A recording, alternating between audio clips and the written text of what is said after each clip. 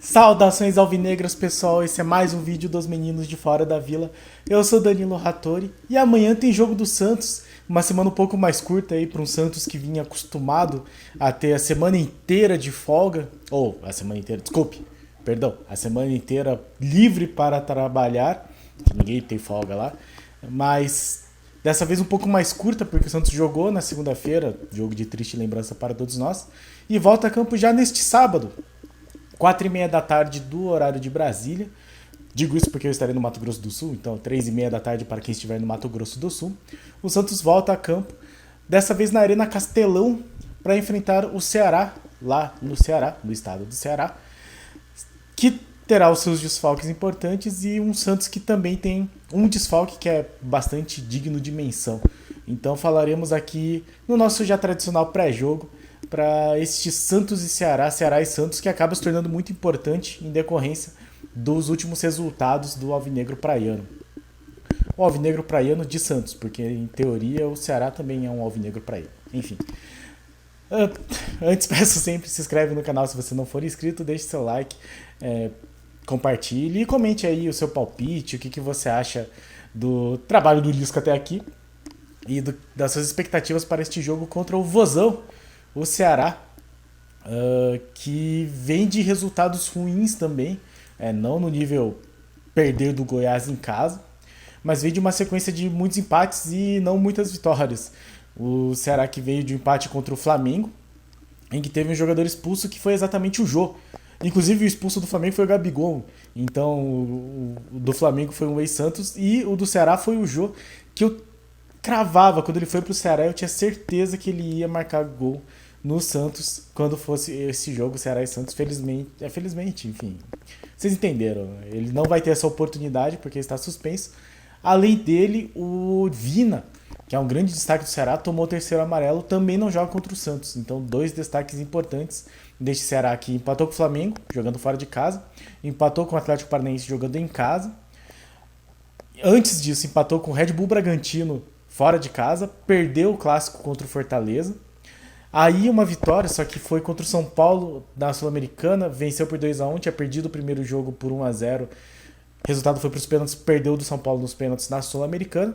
E pelo Brasileiro, outro empate contra o Botafogo, derrota para o Palmeiras em casa e derrota para o Juventude fora de casa. Então a última vez que o Ceará venceu no Campeonato Brasileiro foi contra o Avaí, 1-0, dia 19 de julho. Então já faz aí um tempo que o Ceará não vence no Campeonato Brasileiro, mas vinha de uma sequência até que boa, tinha vencido o Corinthians também por 3-1, mas já mudou de treinador. O atual treinador do Ceará é o Lúcio Gonçalves. O Lúcio Gonçalves, talvez para quem não seja assim do Paraná ou torcedor do Atlético, assim, não tenha tanto conhecimento, mas o Lúcio Gonçalves é um argentino que jogou muito tempo, assim, terminou a carreira no Atlético Paranaense e é considerado assim o segundo jogador argentino mais vitorioso de todos os tempos, porque o Messi tem um monte de título lá, mas ele também ganhou muitos títulos. E aí no Atlético também ganhou Sul-Americana, ganhou Copa do Brasil, ganhou Paranaense, então assumiu como treinador do Ceará no último jogo contra o Flamengo. Então ainda não dá para saber exatamente o que esperar dele. Ele que começou a ser treinador exatamente nesse jogo do Ceará contra o Flamengo. Então não dá para saber o que é que vem aí desse Ceará, agora treinado pelo Lúcio Gonçalves. Mas o Ceará que também não está muito bem posicionado na tabela, não que o Santos esteja, mas o Ceará neste momento está em 15º. Eu vou até dar uma atualizada aqui para não ter nenhuma dúvida. Mas tem 26 pontos. Então, beirando aí muito próximo da zona do rebaixamento. Isso, 15º, não, 28 pontos, desculpe. 28 pontos em 15º. E o primeiro na zona é o Coritiba com 25 pontos.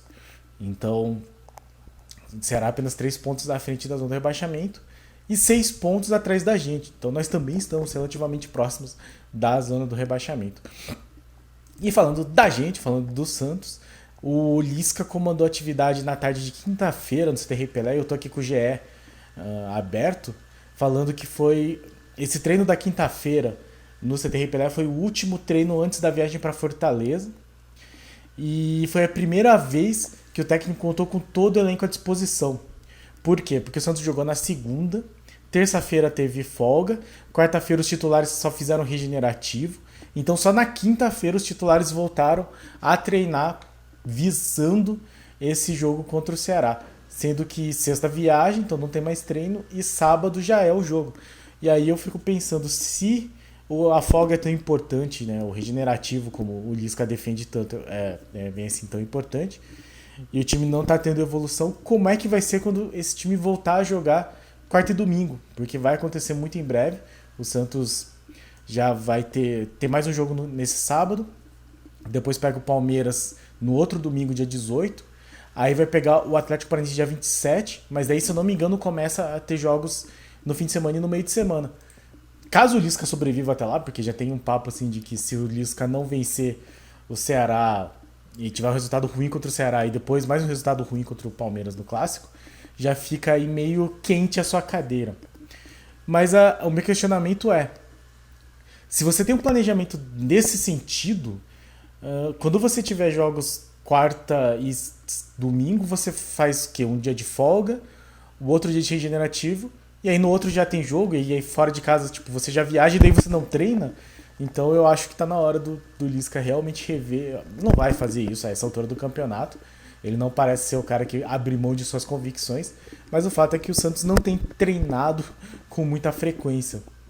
Vai ter um pouco mais de tempo no próximo intervalo, já que contra o Ceará o Santos joga no sábado, e aí vai ter uma semana inteira e mais um dia para o jogo contra o Palmeiras, mas são jogos fora de casa, então você vai ter ainda a viagem de Fortaleza para São Paulo. Falando da provável escalação, o Rodrigo Fernandes teve uma lesão constatada na coxa direita, ele que saiu mancando, saiu sentindo do jogo contra o Goiás.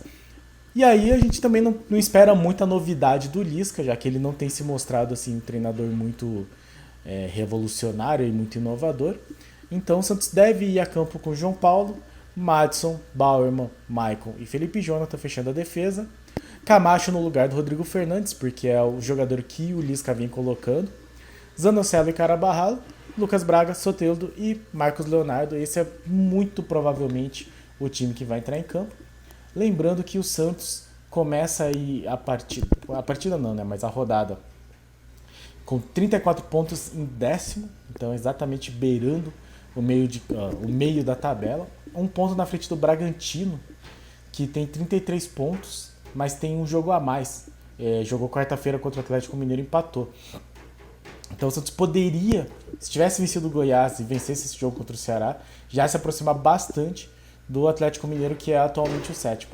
Mas perdeu para o Goiás em casa, foi ultrapassado pelo Goiás e pelo América Mineiro. Agora fica aí nessa situação de estar novamente olhando mais do meio para baixo do que na parte de cima da tabela.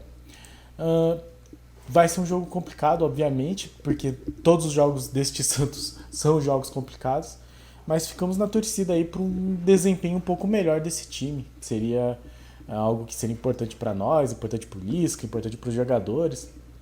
Lisca que não vem caindo no agrado dos torcedores, e ainda teve algumas questões, assim, ele participou lá da Brasília Futebol Expo, acho que é esse o nome, e daí falou que o John já vai ser negociado ano que vem, já criou toda uma situação. Também já falaram que ele está garantido como um dos comentaristas da Copa do Mundo, se não me engano, não vou falar aqui em nenhum canal porque eu não sei qual que é, mas alguma das transmissões vai ter o comentário dele. Acredito que seja um bom comentarista, mas enfim, já dá meio que muitos indícios assim de que não está tendo uma satisfação completa do trabalho dele. E uma outra coisa que os torcedores vêm falando muito é sobre a questão da renovação, que saiu agora recentemente, da notícia sobre a renovação do Camacho e do Madison, e de que talvez o Lisca estivesse participando desse processo de renovação, o que despertou aí a animosidade dos torcedores do Santos, porque dá um indício de que o Lisca realmente vai continuar para o ano que vem e não é exatamente a vontade ampla e restrita da maioria dos torcedores. Vamos ver como que atua esse Santos contra o Ceará. Eu não estou muito otimista. Esse jogo do Goiás realmente já jogou o balde de água fria, o clássico balde de água fria sobre todos nós. Mas a gente sempre torce, né? Vamos torcer, vamos acompanhar, vamos assistir esse jogo aí, que vai ser no Castelão. Castelão é um estádio muito interessante. É um dos, segundo o Wikipedia, o quarto maior estádio do Brasil, o maior do Norte e Nordeste, foi sede de Copa do Mundo. Então, inclusive se chama Castelão porque o nome do estádio é Governador Plácido Castelo, é um estádio estadual, é do estado do Ceará. E foi sede da Copa de 2014. O Brasil jogou lá, aquele 0x0 contra o México, que o goleiro Ochoa, vulgo Ted Mosby, pegou muito para variar. A classificação do Brasil contra a Colômbia também foi lá. A Holanda contra México foi lá nas oitavas de final. Então é um estádio bastante interessante que cabe mais de 60 mil pessoas. Esperamos que não tenha tudo isso de gente para assistir o jogo contra o Santos, mas que o Santos consiga aí fazer uma boa partida. Santos que vem aí de bons jogos contra o Ceará. Bons jogos, né? Enfim, talvez seja uma palavra um pouco forte, né? Porque o primeiro turno foi aquele 0x0. 0x0 que o Angulo perdeu o gol feito, que o Batistão fez um belo gol e que foi anulado por falta no começo da jogada. Então, o primeiro turno não foi exatamente aquele jogo em Barueri, inclusive, né, que meio que começou o processo dos piores resultados, a pior sequência do Lisca. Torcer para que o Santos não repita essa sequência, porque é uma sequência muito difícil mesmo a do Santos. Então a gente fica aí nessa expectativa, porque o Santos, depois desse jogo contra o Ceará, tem o Palmeiras, como já dissemos, né, no clássico fora de casa. Aí o Atlético Paranaense em casa, Internacional fora, Atlético Mineiro em casa. Então jogos bastante complicados. E aí depois vem o Juventude em casa. Deveria ser o jogo para ficar mais tranquilo. Inclusive foi o jogo que fora de casa o Bustos conseguiu vencer. Ficamos na torcida então para que o Santos consiga um melhor resultado aí na Arena Castelão. Certo, pessoal? Então lembrando, o jogo é amanhã, sábado, 10 de setembro, 4h30 da tarde no horário de Brasília. Transmissão do Premiere, acho que não vai ter outra TV, mas de qualquer forma, o Premiere vai transmitir aí o jogo do Santos, e aí se você tiver algum outro meio para assistir, fique à vontade, não será julgado por nós. Certo, pessoal? Então ficamos na expectativa para que finalmente o Santos tenha aí um bom jogo, um melhor desempenho e um bom resultado contra este Ceará de Lúcio Gonçalves, um novo treinador aí do Vozão. Muito obrigado a todos que assistiram o vídeo até aqui. Vocês podem notar que eu não estou assim super esperançoso, mas torcemos sempre na torcida aqui para que o Santos consiga melhorar. E no mais, muito obrigado a todos os nossos inscritos. Muito obrigado a cada um de vocês. Se você não é inscrito, se inscreve no canal, dá essa força, dá essa ajuda. E deixe seu like, compartilhe e comente, que diga o que você acha da escalação possível do Bustos, quem você escalaria, seu palpite para o jogo e a sua expectativa para essa partida de um modo geral. Certo, pessoal? Obrigado mais uma vez e pra cima deles. Abraço!